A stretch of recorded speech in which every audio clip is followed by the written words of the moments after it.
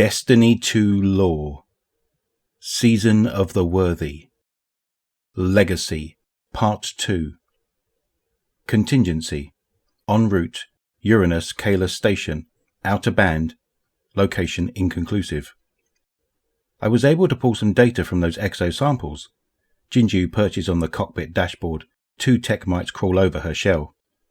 Their jump ship plummets through fractalescent polychrome luge, ripping across the sable pitch of space at blistering speed. Anna leans back in her pilot seat, one knee pulled to her chest. She watches strands of shimmer bend around the hull. A bobble owl jingles along as the ship shivers underneath it. Cameron, in frame. Hit me. Her eyes turn to Jinju. I couldn't completely narrow it down, but they're definitely from the Golden Age, circa the collapse. Jinju continues. I've been going through the Pillory mainframe download. Those stations are meant to split Rasputin's mind up in the event that he becomes, insubordinate. That's disgusting. Echo appears to have been a contingency program that activates afterwards. They also had a cornerstone schematic of his brain. Light static fuzzes from bubble speakers on Anna's dash. Her helmet hangs on a hook behind her. Rasputin's uplink is offline. Anna chews on the information for a second. A foundational brain model would help with containment stability after the partitioning process. It's like a front porch for your brain. It goes on, Jinju continues. Your name is cross-referenced all over this, Anna. Neural webway, psycholinguistics, exo brain maps with candidate profiles. It looks like Clovis Bray was syncing Rasputin's basic core with viable hosts. Oh, Anna's mind races. For what, though? Drop him into containment and clone him. Pretty elaborate restart button. I guess with Nexo you could also make some pretty potent AI with more limiters than a warmind. Jinju processes. Nothing conclusive here. Anna turns her gaze back to the stars. It would be terrible to be buried like that, trapped in pieces of your own mind. You wouldn't even know who you were anymore, where you start, and where other versions of you end. Speaking of, the Clovis 9 site is 78% assimilated into his sovereignty. Jinju distorts her voice as Warmind facsimile. He's so dramatic about it. Anna brightens as she laughs. You remember how Cameron would always impersonate him? He did not appreciate that, but it was funny. Jinju cheeps lightly. Is she still buried in work from the moon? Hole opened up in Black Garden. Pyramid, creepy signals, raining Vex. You think Owl Sector could help themselves from getting involved? I heard rumours through the Ghost Vine about the pyramid. They said it steals your shell, lives there like another you. They said it makes you do things. Jinju pauses. Her iris flicks to Anna's raised eyebrow. Not helping? Let's change the subject. Jinju squirms awkwardly. You'll see her soon. I know. They're working directly with Ikora. She's safe. I know. Warm tone reassurance trickles into the cabin through Anna's helmet receiver. I know. When did you even get here, Red? Anna aggressively huffs in exasperation. Tech mites traverse Jinju like a jungle gym. One dangles precariously from a shell flap. Guess who's there too? How do you know this and I don't? Ghostvine. It's Eris Morn. She's working with the Guardian. Eris? Anna scoffs. She's not much of a conversationalist, so the two of them should get along just fine. She gestures to the mites. Do you really want those things crawling all over you? Their names are Foe and Dime, and I love them. Jinju coddles her mites. Besides, it's like Cam's with us in spirit, right? Anna chuckles and scratches her brow before raising a fist in solidarity. She is. To the brim. The shimmer surrounding the jump ship jitters before abruptly smashing into empty space. Anna leans forward and looks out into the void. Where's the planet? She slowly rolls her head around the cockpit. They drift through space on placid waves of nothing toward a distant nowhere. The vast luminous twinkle of the Milky Way plays out in panorama, though gloom-speckled pinholes prick gaps in the starry sea. The absence from them directly apparent to Anna's eyes like rays of darkness from a black sun through sheer cosmic sheet. Jinju perks up, internal sensors suddenly askew. Something nabbed us right out of our jump. We're off course by, Jinju calculates, 3 AU? What? Anna manually scans the trajectory equations in the nav computer. There's nothing wrong with the math. Jump drive error, misalignment. squawks on bubble speakers. Little late. Tart synthetic tickle creeps red and patient, low and pressing, as not to be heard by those who might be listening. Relax, I know we're off course, but it's not that far, relatively speaking. Anna scrunches her face at the nav screen as it's overtaken by interference. Okay, I can see where we are. Hang on. A slow wrinkle skulks across space. It presses up the fabric. Insignificant points between stars warp and spur small disturbances in the constellational congruence of the galaxy.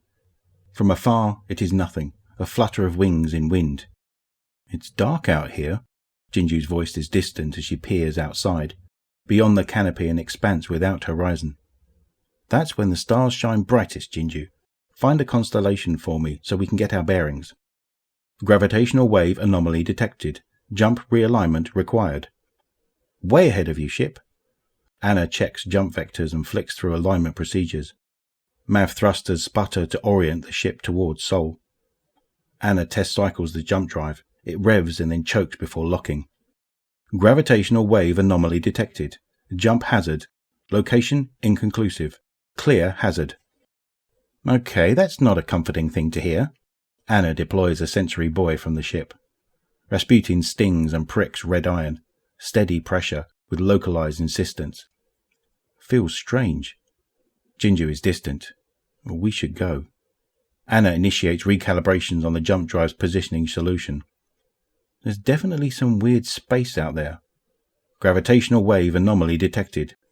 The ship lurches. Anna's stomach churns. Jinju vibrates violently in place, an outer shell of light absorbing some show of force. Red iron needles whistle tea kettle pressure in white anxiety from Anna's helmet. Cloaked shadows shift through the vacuum an eternity away and all too close, shown only when they wish to only whom they want. Anna swallows to settle her stomach. What even was that? Did we move? Leave. Now, please, Anna. Jinju presses against the glass of the canopy, peering outward. System realignment. Solution secured. There it is. I've got a jump lock. Gravitational wave anomaly detected. Again? Then we're riding this one out of here. Anna eyeballs adjustments for the gravitational wave into the nav computer. Punching jump in 3, 2, 1. They slip between folds in space. Formless wake propels them. The ship rides through subspace at speeds far exceeding her jump drive's capability. Colour dulls in the slipstream. Frisson electrifies Anna's senses into timeless euphoria. The nose of the cockpit stretches ahead, drawn toward some distant vanishing point. She struggles to keep the flight stick straight. Her motion seems small, inconsequential and all too slow within the wave. Fluctuant pockets of drag flex and buck, threatening to throw them off into the unknown. The cockpit twists around her, indicator lights blink in metronomic sequence, purpose and pigment slowly materializing in her mind. Hull integrity failing. Not yet. Collision, bow, celestial body detected. Auto-drop failed. Anna steadies her mind. She force cancels the jump, seizing the drive and dumping them into space before thrusters burn to steady them again. Their emergence is dwarfed by a stratospheric colossus. Uranus hangs, a daiquiri pearl in tilted rings. A grin overtakes Anna's face. Nailed it! Pale blue gleam inundates the canopy with planetary light. Anna plots an approach to the station. The trio slow burn forward, each silently collecting their faculties. Ahead, tiny beacons blip red. Satellite silhouettes take form of the planet's zealous glare. Instrument spokes jut from their polygonal chassis like old war depth charges itching to trigger. Those are warsats. Jinju breaks the silence, eager to shift her mode of thought far from weird space and gravity waves. Finally, some luck, Anna says with relief. I bet we can daisy-chain Rasputin into the station's network through the defense system. Oh, they're powering up. Maybe we... Horns of responsive distortion roll across the cabin like a stress wave. Rasputin's alert pings litter the canopy HUD. Brace! Anna pushes hard on the flight stick and reflexively dives under a barrage of laser fire. Nose thrusters roar vibration through her hands as she cuts to guide the ship vertical and tumbles into a barrel roll, slipping under follow-up bursts. A bolt skims shallow across her starboard side. Ricochet. Shockwaves tremor reverberate through the hull. Red, ping all incoming fire vectors. Jinju, arm the spikes. Plates split open along the belly of the ship. A drum launcher of 6 war spikes rolls out as Jinju links into the launcher's gunnery apparatus. Indicators blare onto the canopy HUD. Jinju sends 2 war spikes straight into the first of 15 warsats blocking their path as Anna nudges the ship between incoming laser bursts. 2 spiked warsats cease fire as their automated defense protocols are overridden, security software utterly failing to halt Rasputin's invasive assimilation. They come back online, spikes blending into spokes, and swivel to gun down the closest still hostile targets. The assimilated twin warsats thrust to reposition into a shield for Anna and Jinju as they close distance.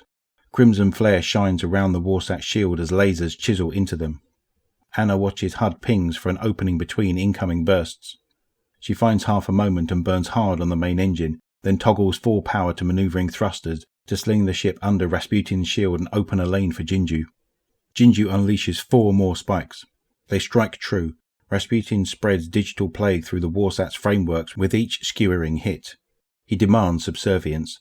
Laserfire tears through space in all directions as Anna cuts between dueling satellites and rolls to evade overlapping fire arcs.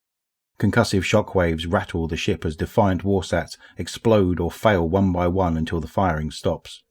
A field of deputized warsats and debris dead drift within the planet's orbital current, backlit by radiant mesopelagic glow. Beyond them, almost lost among cloud cream atmosphere, Kaelas Station. Anna releases her breath. It feels like she's been holding it since the jump. She forces short gulps of air into her aching lungs and lets her ship glide toward the station without guidance. Jinju emerges from the gunnery apparatus and floats back to the dashboard. Foe and Dime appear from under her shell. What was that, Anna? Back there? The warsats or the freaky gravity? Either. Both. Your guess is as good as mine. My guess worries me. Let's just pull this data and get home. Agreed. Anna hangs her head in her hands and muffles a sardonic, "Nailed it." Kaelas Station. Dim and powerless, it gently falls. The label grows at pace with Anna's measured approach.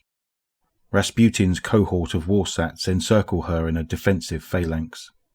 The station rotates to face the planet. It glitters in gas-giant grandeur as massive translucent hull plates display a desolate gut shrouded in sea foam reflection. Jinju combs through station blueprints pouring in from warsat data stores. Kaelas consists of one long shaft containing a launch bay and spindly communications arrays at either end. Deeper, past the launch bays, mostly maintenance frame space capstoned by a large reinforced mainframe housing complete with a thick glass viewing ceiling. Orbiting ringlets, indicated as biomes 1, 2 and 3, spin lazily in unison with the central structure, held in position by maglock padlocks that align with metallic rungs set into the station hub's outer plating. Jinju locates several unpowered docking points before settling on entering through one of the station's bays. She snaps a HUD ping on the canopy. Here, this one is open, though it doesn't look like anything but the outer rings are still pressurized. Ready for a spacewalk? Anna guides them to the bay, catching sight of the transparent interior solar glass paneling of the rotating ringlets. Clean rivers slosh along the outer ring underneath a dividing sieve, earth and dirt sprouts abundance above. Are those greenhouses? I think so. Everything seems to be locked under a file named Contingency. That's not ominous, Anna says, scooping her helmet from its hook and swiping 18 kelvins from a footlocker. We need mainframe access. When do we not? Anna looks at the dark station. It is a grave of potential awaiting the next planet rise. Jinju prepares Anna's bandolier. Mites patiently tap pin legs as they wait for attention. Anna dons her helmet and puts a hand on the canopy release pulley. You're not bringing those, are you? The bay is still, a snapshot of countless possible failures in the face of challenge. It holds only one ship.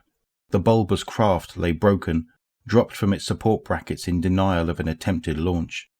Reflective hexagonal plates sparkle like space dust as the station faces Uranus light. Scorched stains blacken the far wall beyond the craft's ruined ion thruster. The propulsion system is missing its ion cell. It doesn't look like damage, but obviously a lot went wrong here. Jinju beams light over the fuselage as they float through the ruptured bay in weightlessness. The reflective hull is filled with exos. Mannequin cadavers hang frozen on silk threads, surrounded by globular blobs of various fluids. Loose wire tangle sags around the lifeless many. One or two glides freely within the cabin. Their chest plates share a pristine logo. Echo 1. Anna locates a crumpled worker frame beside the bay's internal airlock and signals Jinju to come over. Jinju puffs towards Anna on pulses of light. Remnants and dust hold motionless in the vacuum. Their groupings, jostled and drawn to each other since the bay's collapse, form tiny gravitational microcosms, a new faux system trapped in the failed husk of a past age. She flicks her helmet microphone on. Hey, what about just normal frame access? The ghost sweeps the frame and gets to work. This isn't just some mop bot. This is the station manager. Let's get inside. Anna props a foot on the wall and forces the airlock closed behind them. Mag boot clinks to tile. Dust floor, echoing groans, and humid taste populate the station. Even through her respirator, the stale flavours of plant matter and dirt coat Anna's tongue in grist-like film. She turns to Jinju, busy at work splicing bad connections within the frame and spinning a light to charge its power unit. It'll work, but this unit won't hold power. It'll only last as long as I charge it. You're a miracle worker, Jinju. Jinju cheeps. She solders a loose line. It should also be a little more talkative. Anna peers down the hall. From their current position, the airlock functions like an estuary flowing into the rest of the station. She could almost see clear to the central mainframe hub atop a raised panel fortification in the middle of the room. It sits below a ceiling of translucent plates, rimmed in distant ringlet halos falling under shadow. A stairway aligned with the launch bays on either side provides access. The frame sparks to life, looks directly at Anna, and speaks with grating age to its voice. Welcome, Anna Bray. Very excited to see a Bray walk this hall again. It has been a long time. Anna grasps at words. Jinju shrugs. Pings of light toss in 0G. The frame stands on magnetized foot cups and dusts itself off, nearly bumping into Jinju. Excuse me, small servo bot. Servo bot? The frame turns to Anna. How may I be of assistance? I'll unplug you. The frame ignores her. Anna smirks at Jinju, then looks at the frame. Walk with me, she says, briskly moving deeper into the station. The two converse with Jinju in tow. The main section of the station is a wide-open hall supported by struts. In large lettering the words, Echo Project, Our Legacy Builds the Horizon. Dozens of maintenance frame plates line the floor, some open, some semi-raised with collapsed frames steps away, half responding to a catastrophe, a scene in disorder. Zilch on Atlas. Anna stares out the translucent ceiling, wistful as the frame waits for another question.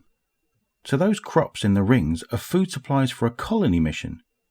Yes, thank you for asking that, Anna Bray. Yeah. And the colony ships are full of exos? Partially. Echo 1 and Echo 2 were stocked with exo unit crews. As you know, their task was to establish and oversee embryonic development at Colony M31, Site A and Site B. If Rasputin got out of hand, they weren't planning on resetting him. I don't have access to Clovis 1 to 12 directories. They just assumed he would win. The pillar is a last-ditch panic room. I don't have access to Clovis 1 to 12 directories. Jinju's iris flicks back and forth between the two. Her tiny light leash hums. Anna massages her palm. What was my role in all of this? As you know, your work on the War Mind made you a prime asset to oversee applicant selection. I chose the people in there? Anna watches the ringlet spin, her mind repeating the statement back to her. Artificial night slips back to artificial day as the station's rotation continues. As you know, yes. Additionally, your work on the War Mind, as you know, was vital to the establishment of Clovis 1 to 12. Do I know where the candidates came from? Did they volunteer? I do not have access to candidate profiles. Anna shuts her eyes and takes a steady breath. You said I helped with the pillory stations. Yes. How so? I don't have access to Clovis 1 to 12 directories. She nods and lets her helmet slink back to rest on her shoulders. I think I can piece it together on my own. Is this station linked to any other sites? Her gaze returns to the distant ringlet, lit by the recurring planet rise. Her augmented eyes pick at details. As you know, Miss Bray, there are 13 Clovis sites that this station is linked to. 13? Where's the 13th? The plant life is vibrant, regimented. Paragon access does not permit that information. You hear that, Jinju? You're all just slaves to circumstance. Jinju chirps. I'd like to think our choices matter a little. I'd like to think mine did. Anna smiles at her. Yeah. You are a Bray. The frame pauses. They lack signs of overgrowth. Well kept. So? Anna turns to the frame. Echo Project requires a station link with dead rock resources. Anna's eyes go wide. Jinju, disengage that cipher thing. Over her shoulder a glint shines from the far central ringlet. Biome 2. Jinju glides forward. What is that? Anna looks at Jinju. The verbal cipher.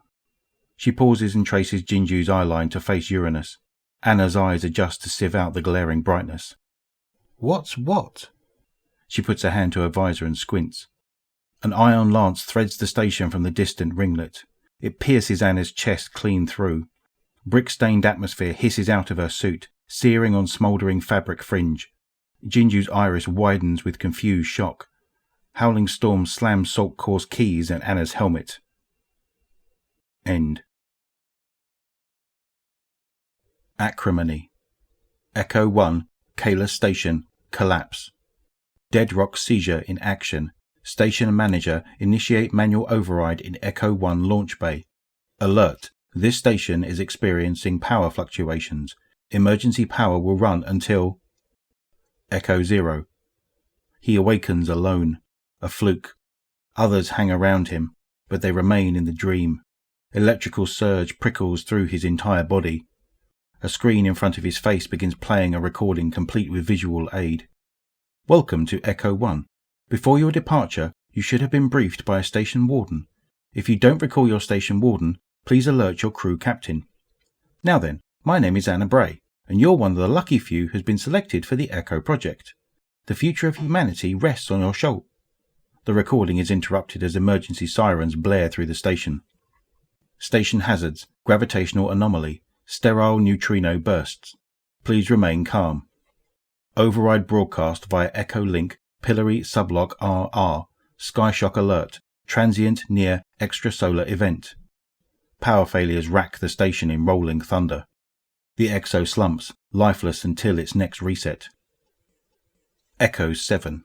Alone. The recording. He finds familiarity in the newness. The face on the screen seems kind. Station hazards, rolling surges in wards 1, 2, 3. Please remain calm. Thunder, pain to death, electrostatic purge, triggering a reset. Echo 22. He awakens to rolling, thunderous darkness and pain. The screen does not illuminate. Barely audible words form from the air. Primary propulsion systems failing. Auxiliary systems near depletion. Planetary impact unavoidable. Distress triggered.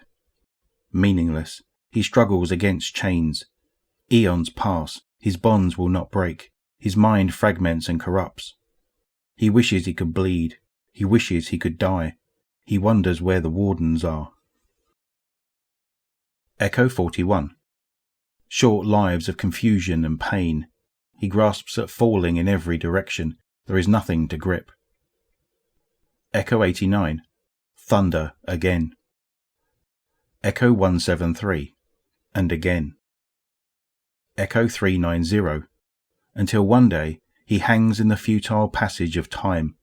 A creeping madness weaves its way in solitude. Echo 877.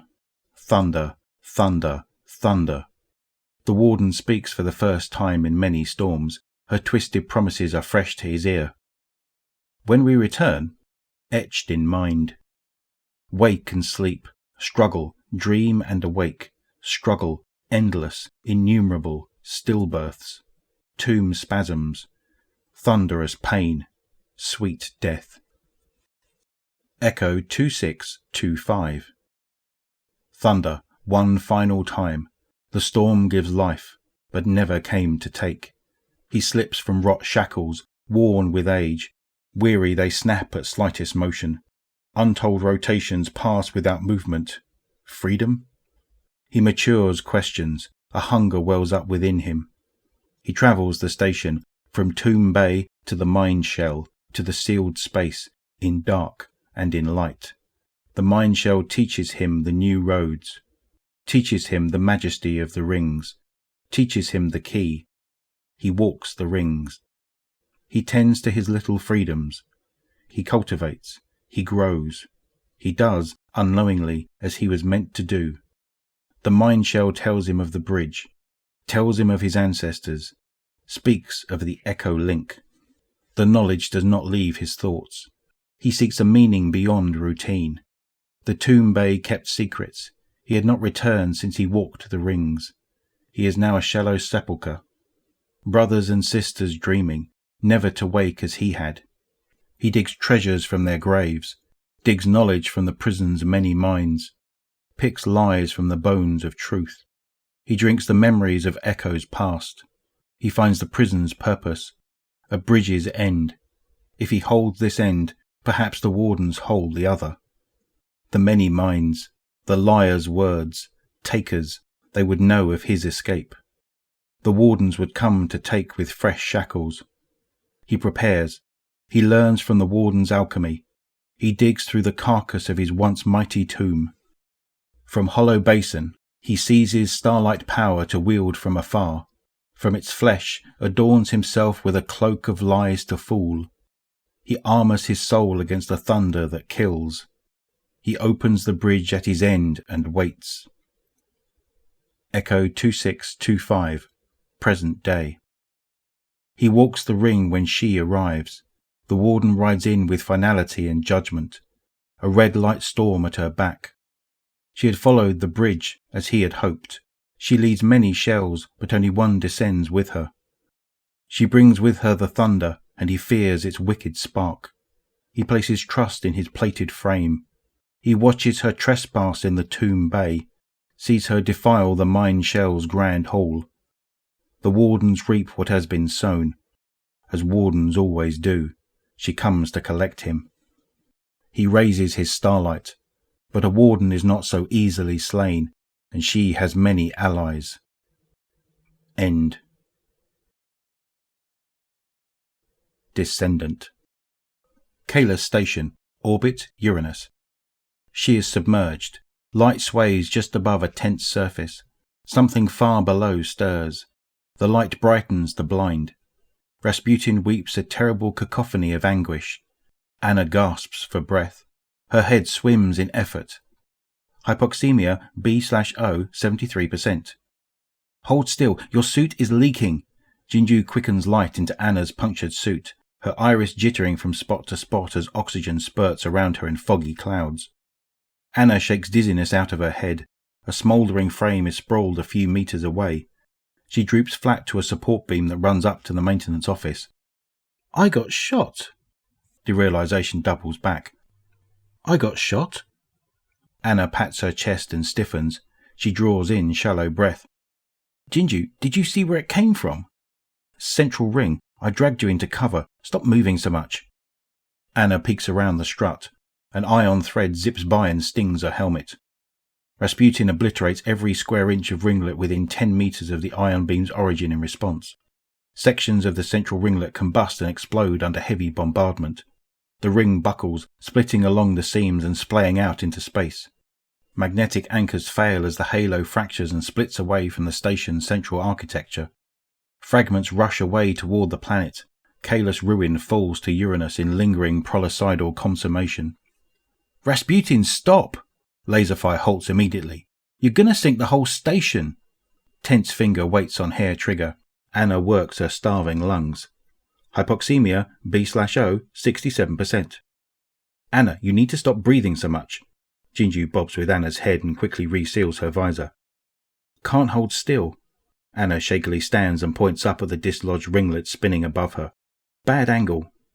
I'm pretty sure whatever shot you is dead. Stop talking. You're getting delirious. Wreckage looms over Anna's shoulder. The remaining two halos slowly spin in ignorance through their siblings' burial dust cloud. Eerie distortion soars across the divide between station and rings, the veneer of invisibility momentarily lost in flight as rubble collides with its form. Rasputin pierces the abnormality. Harmonic chimes across Anna's visor resonate and combine into uniform patterned homogeny. Active camouflage? Anna sucks thin atmosphere and wheezing undertone in her breath. Jinju, give me an auditory visualizer. Jinju whirs and dips back into Anna's suit. Compiling an interface. Now hold still. Hypoxemia B/O 65%.